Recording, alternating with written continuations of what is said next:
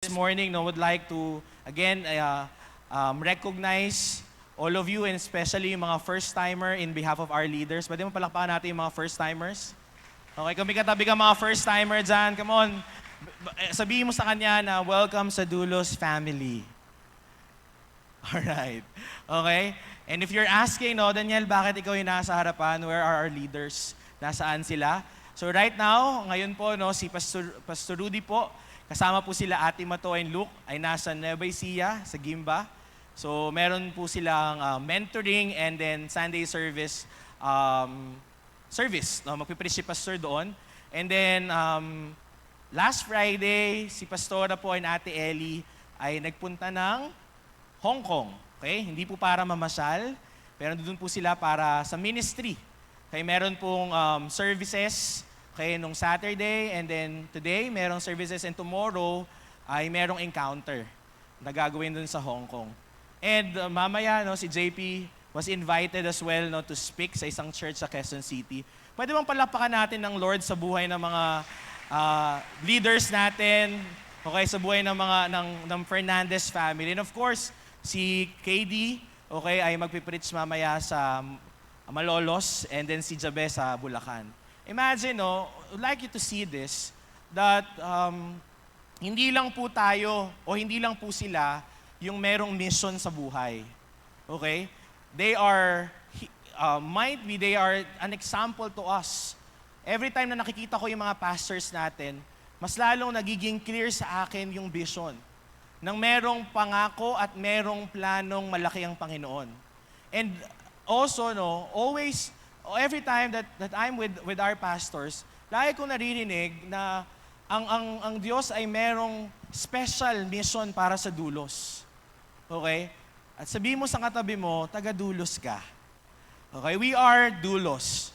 We are called for a special mission, a special assignment, and a special purpose. All of us, we are created with specific talents and gifts. And those gifts and talents are connected to our calling. Kaya lahat po tayo dito ay merong gamit, okay? Meron kang pagkakataon na magamit sa kaharian niya. And yun yung dapat na ma-instill sa mind natin that we are called for a special mission. Hindi lang yung mga leaders natin. Hindi lang yung mga cell leaders ninyo. God will enable you to become a leader of this generation. Why? Kasi yung generation na to needs help. Kailangan nila ng tulong. Kailangan nila ng mag-guide sa kanila. Okay? Actually, all of us, even the people outside this church, experience different battles in life.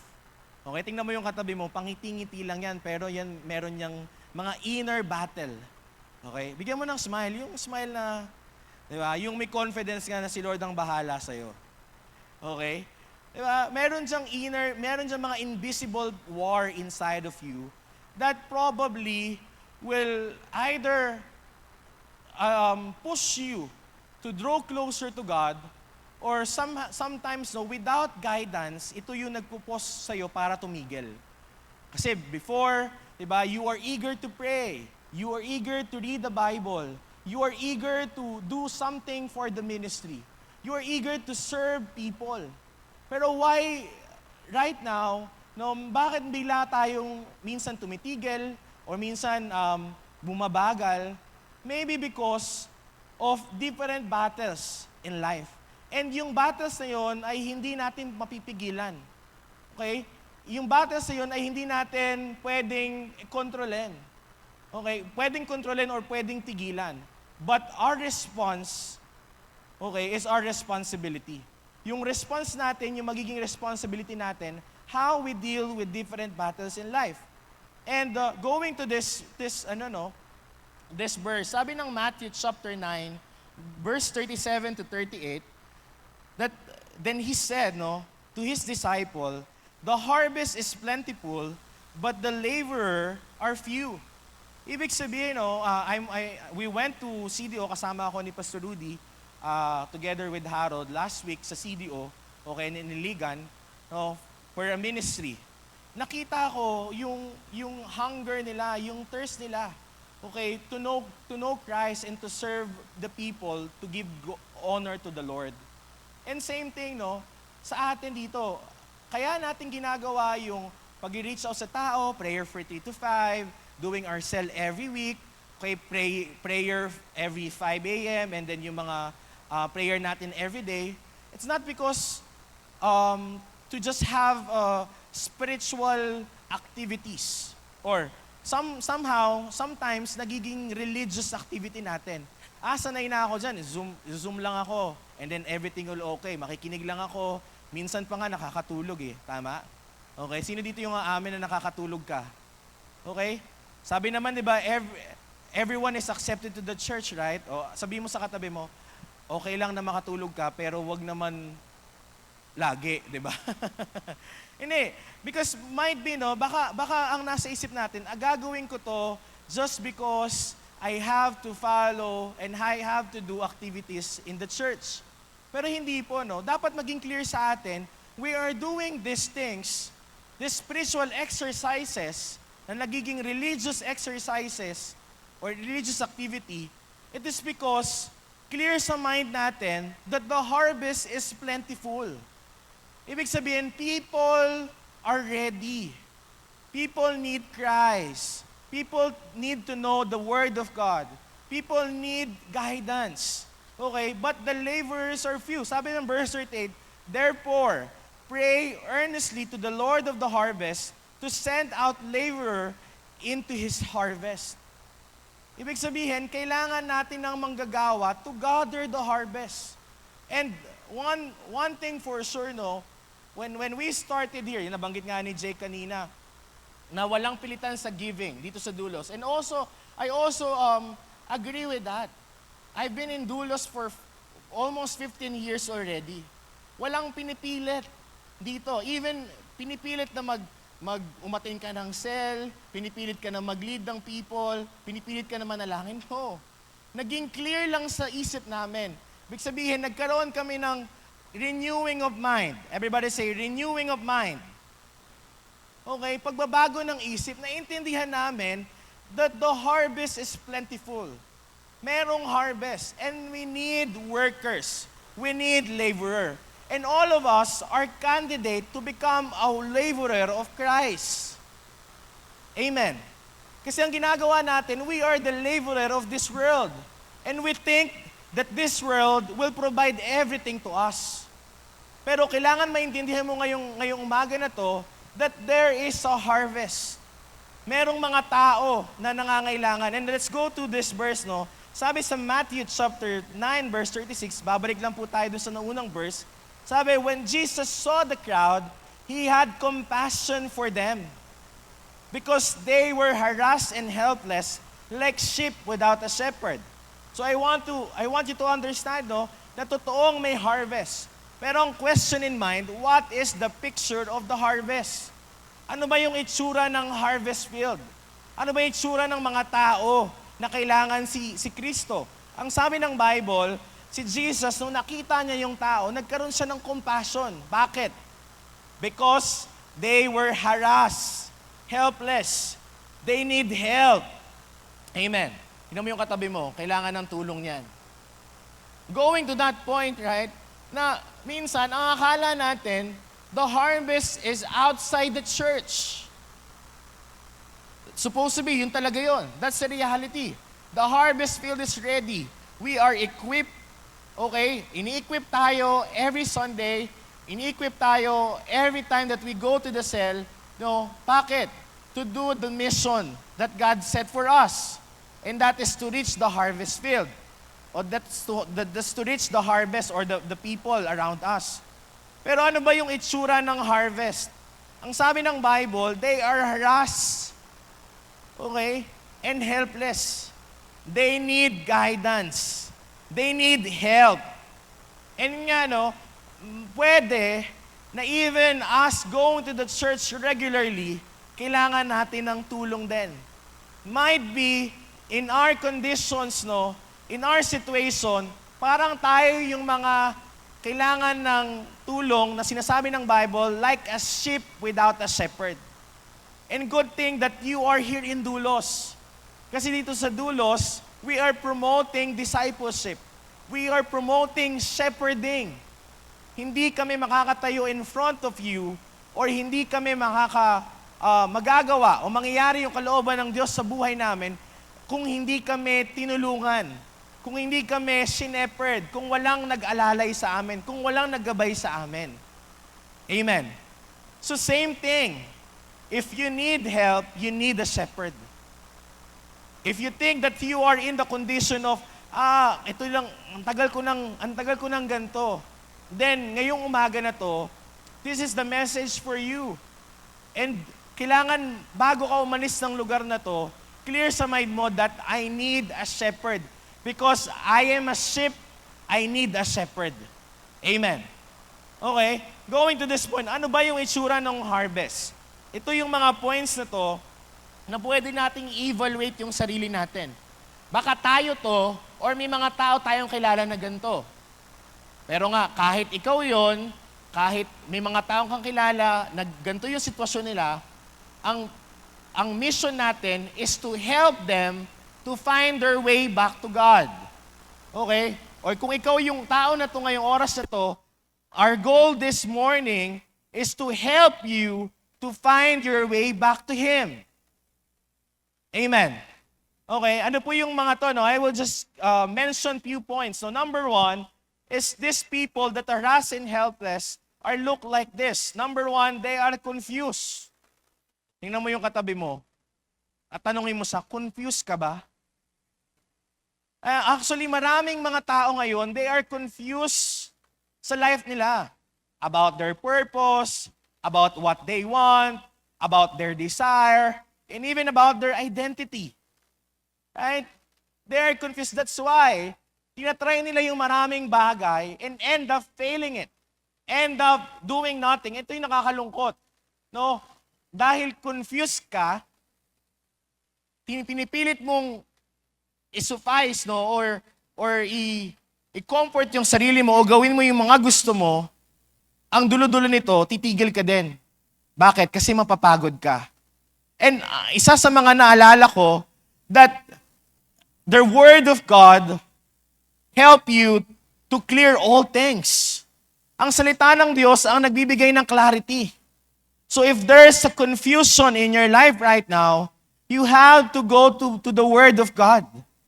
Kaya po, yun po yung prayer ko ngayong umaga na to, na magkaroon tayo ng renewing of mind. Ano ba yung purpose why I attend the church? Baka i-check lang ng leader? Kasi wala ka, hanapin ka? No. Lord, sometimes I am confused of my mission. Sometimes, Lord, I am confused of myself, of my dreams. Then I need the clarity. Kaya pupunta ka ng church with that expectation that God will speak to you and that word will give you clarity. Amen. Ang salita ng Diyos na nagbibigay ng kaliwanagan, ng kalinawan sa isip natin. That's why we need the Word of God. That's number one. Number two, some people are carrying guilt, no? With their past experience in life. Kasi po yun yung guilt, di ba? Yung guilt nangyayari, o nagkakaroon tayo ng guilt sa life because we made a lot of decisions or mistakes in life. Okay? Tama po. But you are here not to be condemned. You are here to admit. I am here to admit. The Lord, there is a guilt. I have done wrong before. Okay? Meron akong mga pagkakamali, mistakes, wrong decisions in life. But that guilt should not control my future. Ang problema po kasi sa atin, no, naniniwala tayo, and this is a reality, na ang past natin ay makapangyarihan. I heard it from our leaders, and I believe it too. Naniniwala po ako doon, na ang past natin ay makapangyarihan. Pero kung naniniwala ka na ang past mo ay makapangyarihan, dapat mas maniwala ka na ang Diyos na pinaglilingkuran natin ay mas makapangyarihan kaysa sa past mo. Tama po ba? Sabihin mo sa katabi mo, move on. Kasi po pwedeng your mind and your heart was filled of all grudges, all pain. Okay? Ang problema po dito, yung guilt is not to other people. But guilt is about yourself. Kaya hindi ka makamove forward. Ulitin ko po, no? I admit that my past is powerful. But my Jesus is more powerful than my past. Eh, pwede mong palapakan natin si Lord? Okay. Kasi we are settled to our past. But God is a God of future. And He is a God of now. Ano po ibig sabihin ko? Kaya po tayo nagpupunta ng church. Kaya po tayo nagbabasa ng Bible, nagpipray. It is because God wants to deal things now. Gusto niyang ayusin yung buhay mo ngayon. Amen. Pangatlo, no? They are trapped in addiction. Some of that picture of harassed and helpless people are addicted in different things. Can be pornography, can be spending more times in social media. It can be in your work. Pwedeng ganun eh. Masyado ka ng addict sa trabaho mo. O, hindi dito yung aamin ka na addict ka na sa trabaho mo. That's why when your cell leader asks, nag-devotion ka na ba? Busy kasi ako eh, kuya. O kaya, if your cell leader inviting you to attend the cell, busy kasi ako eh. Wala pong masama sa mga bagay na yon. We are still in this world and we need to work to provide to our family. But never forget that your provision comes from the Lord. Ang sabi ng Bible, we have to spend quality time with Him. Okay? If you believe and if you know that God is your great source, then you will not be too addict to earn money. O ulitin ko po, no, hindi masamang magtrabaho. Personally, I am working.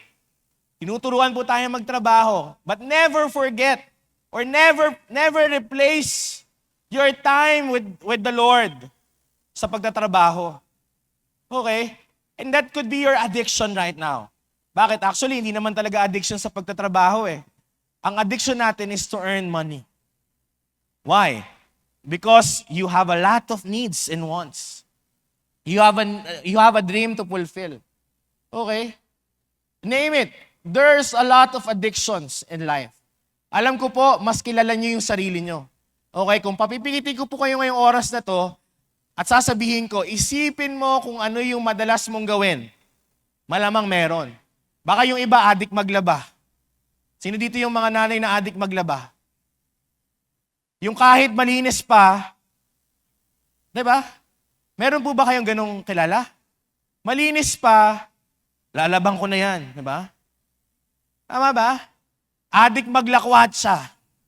Okay? Tama ba? Yung cell group tayo, hindi. Matagal na kasi ito, kuya eh. Meron akong prior commitment. Okay, hindi po ako KJ. If you will ask my disciples, grabe, tinuturuan po tayo dito not to control people. But it's about renewing of mind. Baka mamaya it's too much. And that too much leads to addiction. And that addiction controls your life already. But that's not the plan of God. Kasi pag nawala yung trabaho mo, and if that's control your life, then you will be nothing after having no work. Kung mawawala ka ng trabaho at na-addict ka dyan at yun ang kumukontrol ng buhay mo malamang, pag nawala yan, wala na. Pera. Marami, no? And then pang-apat. Ito. Yung una, trap in addiction. Pangalawa, they condemn themselves. Actually, connected yun dun sa carrying of guilt. Kinokondemn nila yung sarili nila.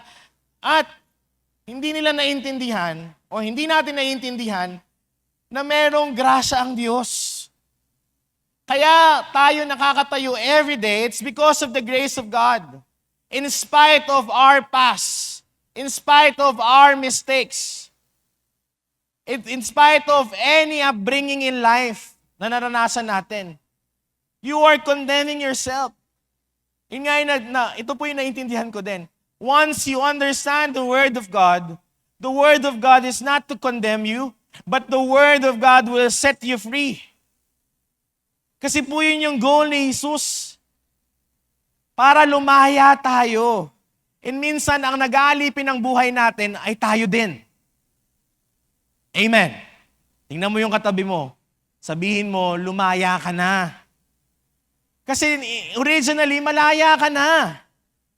Tama ba? And sometimes, it is just in your mind.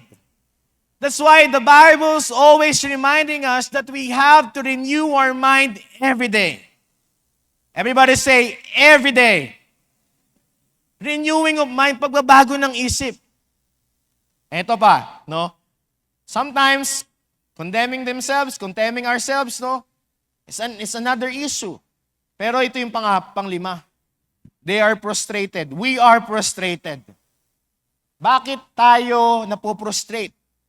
Because we think that all things in this life is of our control. Ang akala natin, lahat ng bagay nandito sa buhay na to ay kaya nating kontrolin. Actually, when you read the Bible, okay, maiintindihan mo, mas lalo mong maiintindihan na hindi mo kayang ang mga bagay dito sa mundong ito. You cannot do it alone. That's why Jesus died at the cross. I just remember right now, no? Kasi nung nasa CDO nga kami, and then, syempre, no, na-solo namin si Pastor Rudy, and every time that we are with them, no, it's like a one-on-one mentoring. Okay? Tapos, nabanggit niya, no, maraming mga tao, they're always looking at the 10 Commandments. And it might be you. Baka ikaw to. Lord, nagkamali ako. Nako, hindi ako kain. Nako, parang yung sa 10 Commandments, yung 10. Grabe, nagawa ko lahat. And then it condemn yourself. And then it turn to frustration. Ang sabi ni Pastor sa amin, alam mo, Daniel, maraming tao, they're going back to the 10 Commandments. And it's impossible for a person to follow the 10 Commandments. Ang dapat gawin natin is, yes, we recognize the 10 Commandments, but we have to go back to the one who created the 10 Commandments. We have to go back to the cross, because the cross says, it is finished.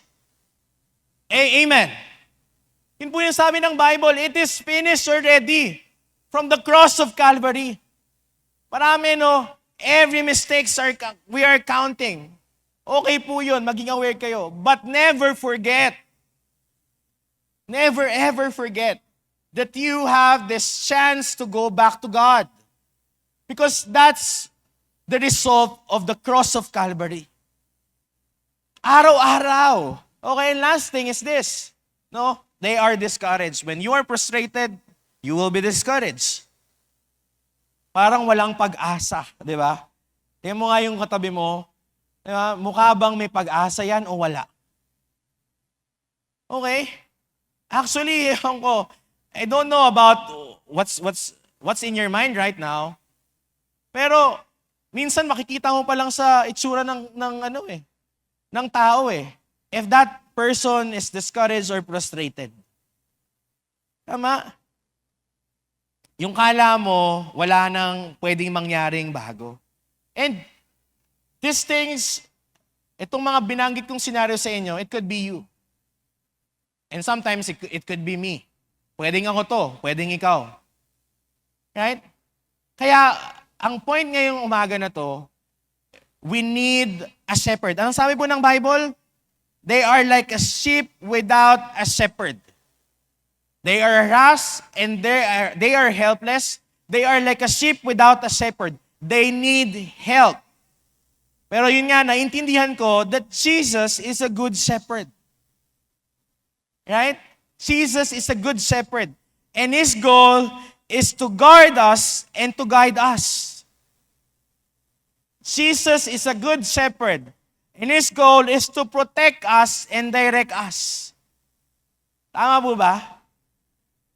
Kaya ang confidence mo, kaya ang mag-rule ng life mo, hindi yung sitwasyon mo, pero yung pinananampalatayaan mo. Ang tanong dito, sino ba yung pinananampalatayaan mo? Kaya ngayong umaga na to, no, I'd like you to understand and have it in your mind right now that Jesus is the shepherd of our soul. That's why the title for this morning is The Shepherd of My Soul. Jesus is the shepherd of my soul. Ano pong sabi ng Bible? Sa Matthew chapter 9, verse 36, when Jesus saw the crowd, He had compassion on them. They are like a sheep without a shepherd. Kaya po yung number one, that Jesus as a good shepherd, He showed compassion. Okay? He showed compassion. Si Jesus ay nag-model ng compassion sa mga tao. Bakit? Kasi alam nila na itong mga taong ito ay kailangan ng tulong.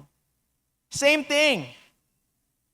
We portray and we follow Jesus. Tama po ba? We show compassion to the lost. Kaya po tayo nagpi-prayer for 3 to 5. It's not because just to fill this place. Of course, no, ang panalangin po ng leadership natin na this place will be filled of people. Pero may hirap punuin yung lugar na to, mahirap palaguin yung cell group natin kung mismo tayo ay walang compassion sa tao. Pero again, this morning, just want you to have in mind that Jesus showed compassion with us. Okay? With you. Because you are once lost. You are once helpless. You are once harassed. And then Jesus find His way to chase you because He loves you. Amen. Sino dito yung alam mo ngayong umaga na to na mahal ka ng Diyos? Pwede mo palapakan natin siya? Okay? Pero seriously, no, this is what you get from this world. Maraming makarinig kayo na ang mundong ito, ang mga tao dito, no, o nakasanayan natin minsan, yung word na sympathy, nakikisimpatya. Ibig sabihin, they recognize that you are hurt. Okay, they feel sorry na nasaktan ka, they feel sorry na meron kang gantong kondisyon, they feel sorry na ganito yung sitwasyon mo. And minsan, may mga tao din sa paligid natin, or minsan tayo yon, na meron tayong empathy. Kanina, sympathy, ngayon, empathy. Ibig sabihin, parang you're taking yourselves in their shoes. Ibig sabihin, alam mo, naiintindihan mo yung napapakiramdam nila. Naiintindihan mo yung pinagdadaanan nila. Naiintindihan mo yung sitwasyon nila. Okay? But, compassion is different from sympathy and empathy. Okay? Because compassion talks about doing anything, doing everything to stop you hurt. Yun yung ginawa ni Jesus. Ginawa niya lahat ng kailangan niyang gawin para lang tayo ay makaalis doon sa plano ng kaaway sa buhay natin. Para tayo ay makaalis doon sa bagay na nag-hold sa atin. Amen. That's compassion. And sabi nga dito, no, I want you to go to this verse. Matthew chapter 20, verse 28. Sabi dito, just a son of man did not come to be served, but to serve, and to give His life as a ransom for many. Okay? Paying the price to set them free from the penalty of sin. All of us, we are all sinners. Nagkamali ka. And there's a penalty for that sin. Ang sabi ng Bible, the penalty of that sin is death. Pero even the death, in-overcome ni Lord, ni Jesus. Even the death He overcame for us to experience freedom. Kaya po, no, gusto ko pong maintindihan nyo ngayon dito, if you show compassion, okay, it's more than words to say. Ang compassion ay hindi lang salita na sinasabi, naaawa ako sa'yo, nahahabag ako sa'yo, nakikisimpatsa ako sa'yo. Hindi lang ganon. Compassion is about compelling you. If you have compassionate heart, no, it compels you to serve. At sabi ng verse sa Matthew 20:28, that yung service, okay, is hand-in-hand working or hand-in-hand connected with giving. If you serve, you will give. And if you give, you will serve. I just want to clarify these things, ha. Baka ang inisip natin, giving is just about money. No.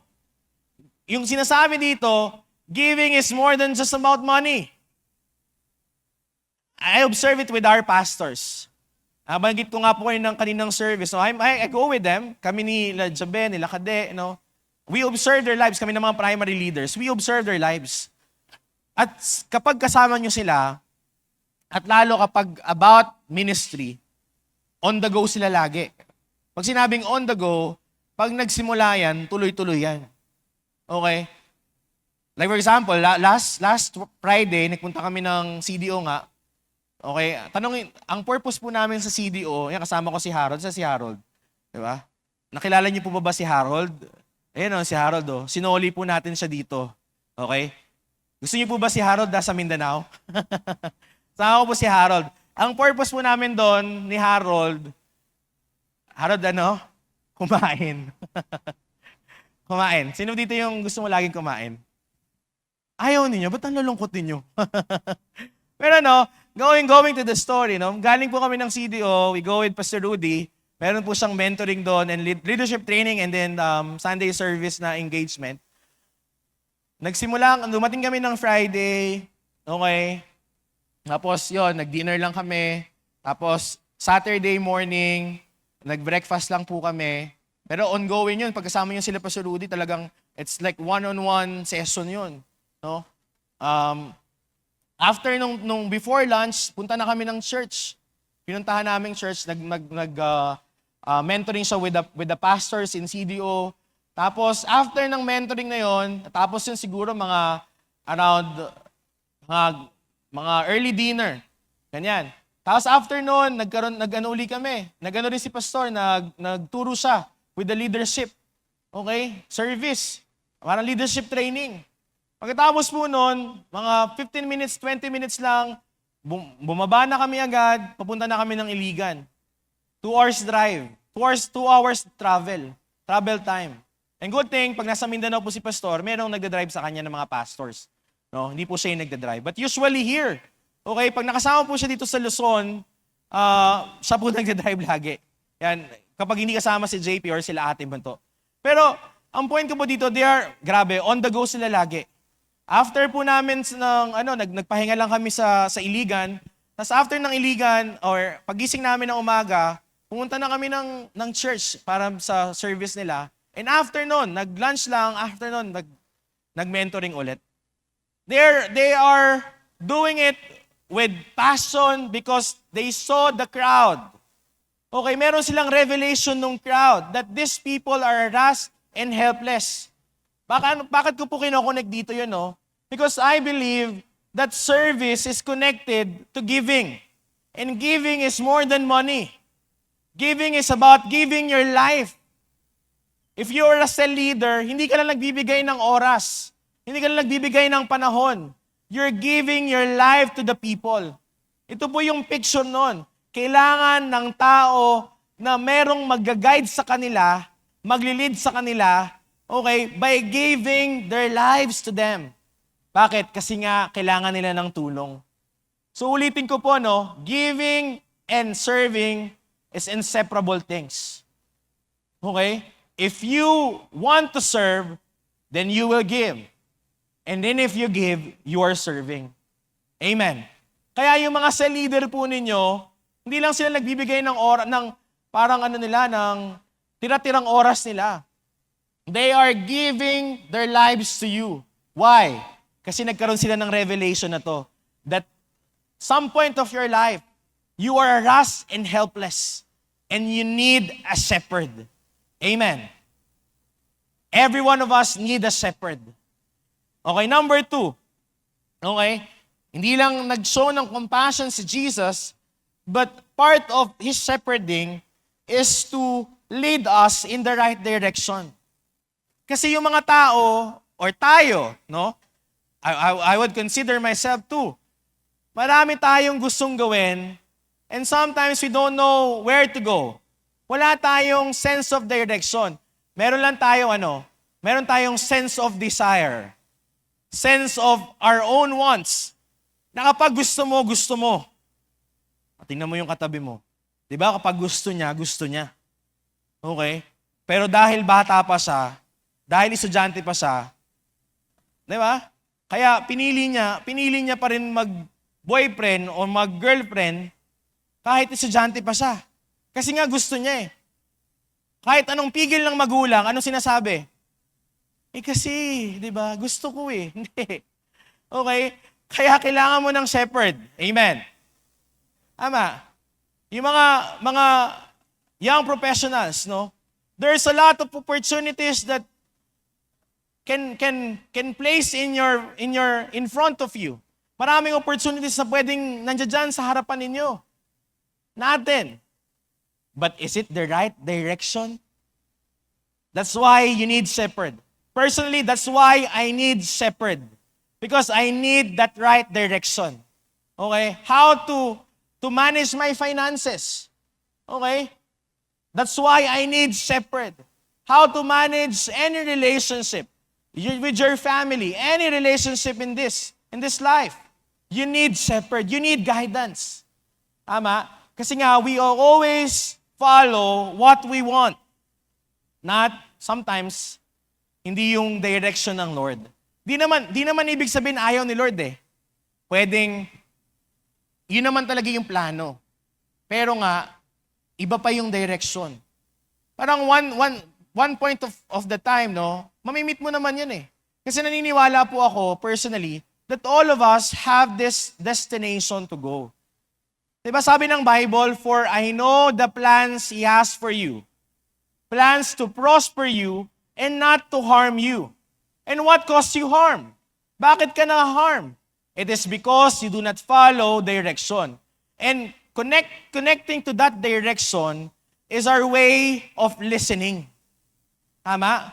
Kasi kunwari, meron kang pupuntahan, kailangan mo ng guidance. And that guidance is all about telling you, saying something to you what you need to do.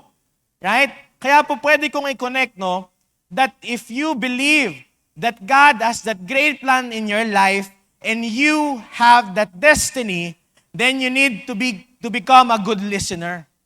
Why? Sabi po ng Bible ito, no? John chapter 10 verse 27. My sheep listen to my voice. I know them, and they follow me.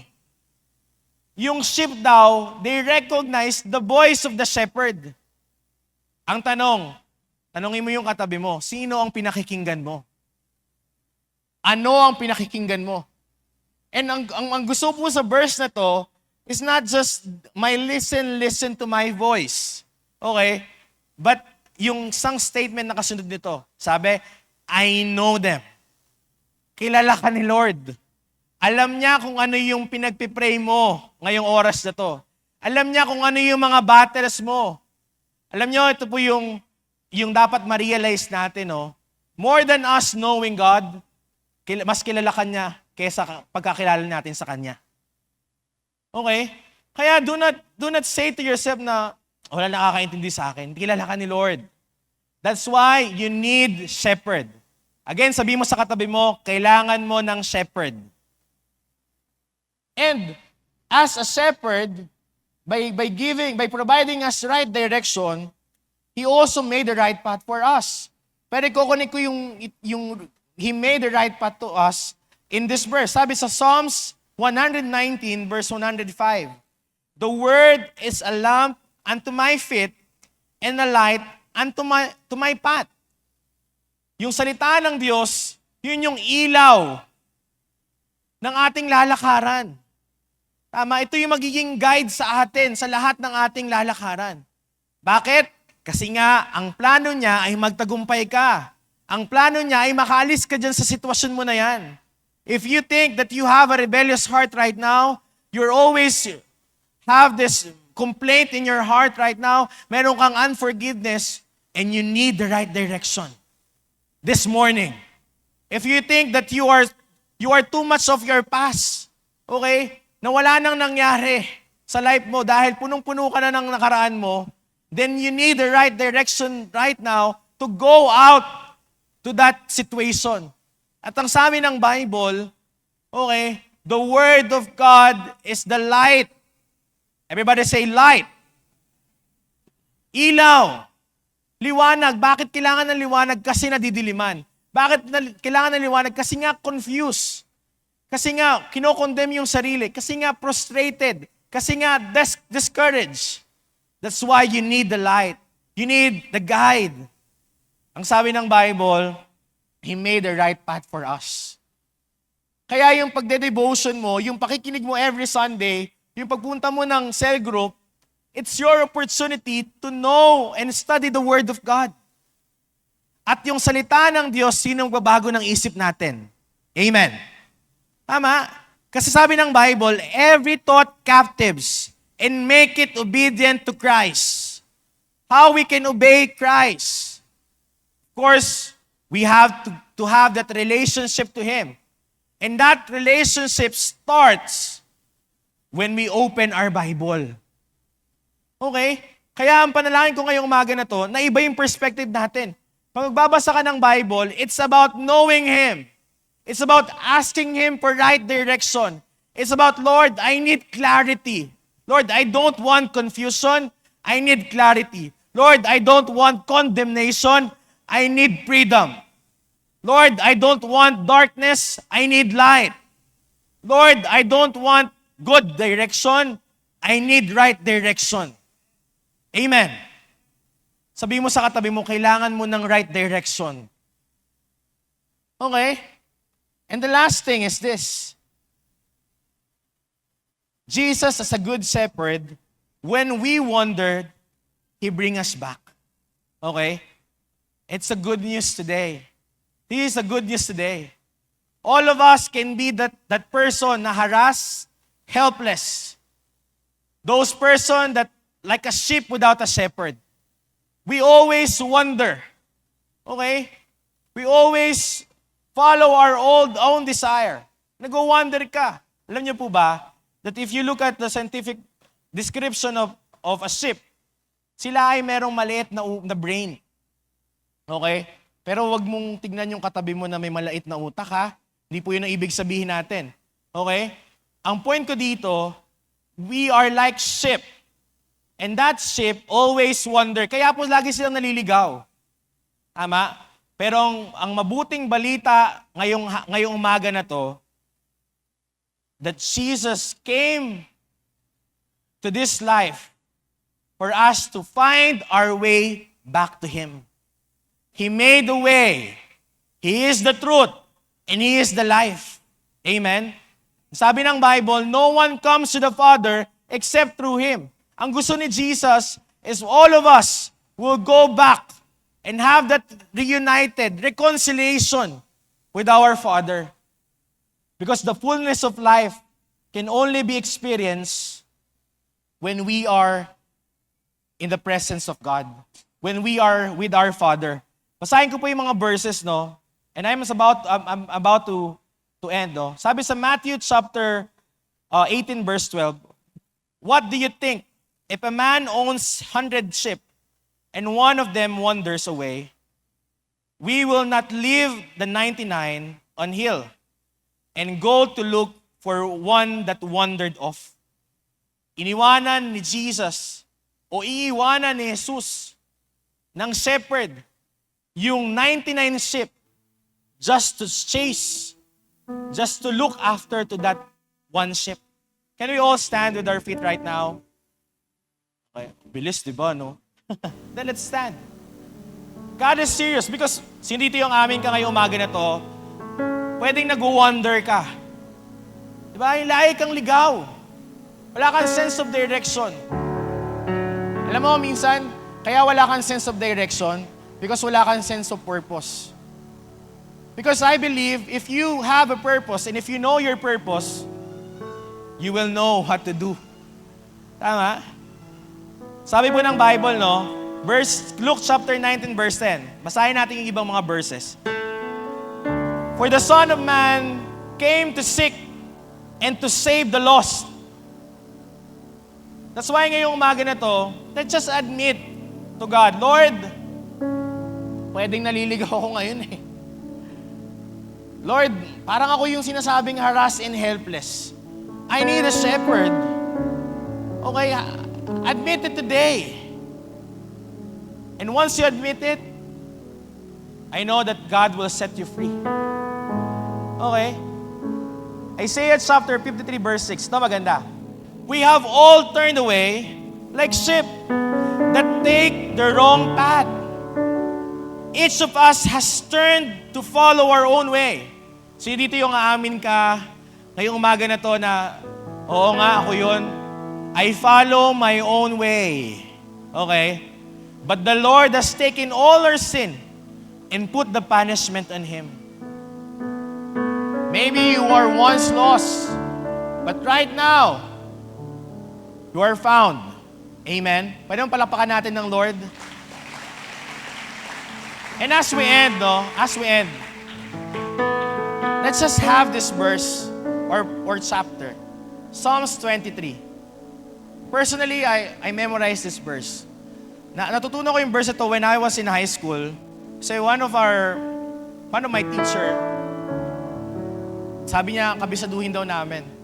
So previously, hindi ko naman alam kung ano ibig sabihin nun eh. But I know this verse. Hindi ko pa kilala si Lord, hindi ko pa naiintindihan yung plano ng Panginoon when I was in high school. Sa Cavite pa po ako nun. Pinakabisado sa amin to eh. Pero little did I know that this verse that I memorized or chapter that I memorized helped me, okay, to find my way back to Him. Pwede basahin po natin ng sabay-sabay. Okay? Sige, let's read this. 1, 2, 3. The Lord is my shepherd, I lack nothing. He makes me lie down in green pastures. He leads me beside quiet waters.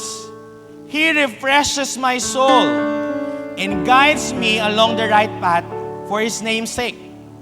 Even though I walk through the valley of shadow and death, I will fear no evil, for you are with me. Your rod and your staff, they comfort me. You prepare a table before me in the presence of my enemies. You anoint my head with oil, my cups overflow. Surely, everybody say, surely, your goodness and your love will follow me all the days of my life, and I will dwell in the house of the Lord forever. This is our security. Amen? I don't know about you right now, but every time that I felt, parang nasa-stumble ako, every time that nakakalimutan ko that God has a purpose in my life, every time that I feel that I am so, overwhelmed of every situation na nangyari sa life ko, this chapter reminds me about my shepherd. Ang sabi ng Bible, surely, goodness and love will follow me all the days of my life. I have a good shepherd. And my shepherd loves me. Amen? Sabi po ng Bible, balik natin yung sa verse 4. He refreshes my soul. Alam ko po, every Sunday, personally, every Sunday I go to the church, I know in mind, nagpe-prepare po ako na maglilingkod ako. Sunday is for the Lord and I will serve the people to honor the Lord. Clear sa akin yun. Pero, lagi kong tinuturuan yung sarili ko, Daniel, do not miss the Sunday or do not just focus in serving every Sunday. But Daniel, go in the church every Sunday because I want to refresh your soul. Because alam nyo, as I observe, bukas, o baka mamaya after service, ang dami na nating gagawin. This life is so, parang rush lagi, fast-pacing. It end up, ano nangyari sa atin? Troubled our soul. Pero one thing that you want to take this morning, one thing na iuwi mo ngayong umaga na to, that God will refresh your soul because you have a good shepherd. Basahin naman natin sa Tagalog. Okay? Sabi dito sa Tagalog, ang Panginoon ang aking pastol, hindi akong magkukulang ng anuman. Tulad ng tupa, pinapahingan niya ako sa masaganang damuhan. Patungo sa tahimik na batisan, ako'y kanyang inaakay. Panibagong kalakasan, ako'y kanyang binibigan. Pinapatnubayan niya ako ng tamang daan upang siya'y aking maparangalan. Verse 4, kahit dumaan ako sa pinakamadilim na libis, hindi ako matatakot dahil kayo ay aking kasama. Ang dala niyong pamalo, ang sa akin ay nag-iingat. Ang iyong namang tungkod ang gumagabay at nagpapagaan ng aking kalooban. Verse 5, ipinaghahanda niyo ako ng pagiging sa harap ng aking mga kaaway. Pinahiran niyo ako ng langis ang aking ulo, hindi na uubusan ng laman ng aking inuman. Verse 6, tiyak na ang pag-ibig at kabutihan niyo ay mapapasa akin habang ako'y nabubuhay. At titira ako sa bahay niyo, Panginoon, magpakailanman. Who among you received that word this morning? Can we all raise our hands right now?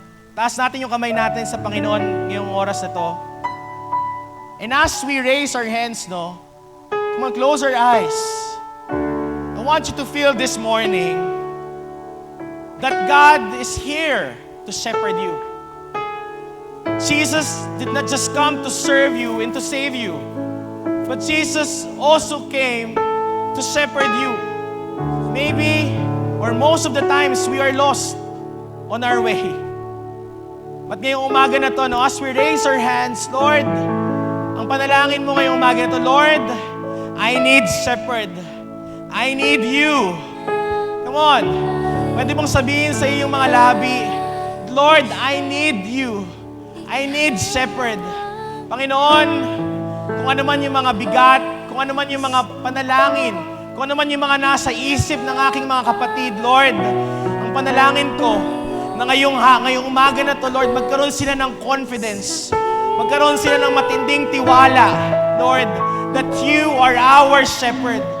Lord, ikaw po yung nagpapagaling. Ikaw po yung nagpapala. Ikaw po yung nagpapalaya. Kaya ang panalangin ko ngayong umaga na to, palayain mo ang aking mga kapatid, Lord. Lord, from our mind, Lord, from this mind that thinks of defeat, kung ang aming isipan ay nag-iisip lagi ng kami ay talunan, kami ay mahirap, kami ay walang magagawa, ngayong oras na to, Panginoon, sa magitan ng pangkapangyarihan ng Holy Spirit, Lord, release your people. Set your people free, Lord. Maraming salamat, Panginoon. For this morning, we know that you are good. We know that you are the best, Lord. We praise you, we honor you, and we pray this in Jesus' name. Come on, let's continue to worship the Lord.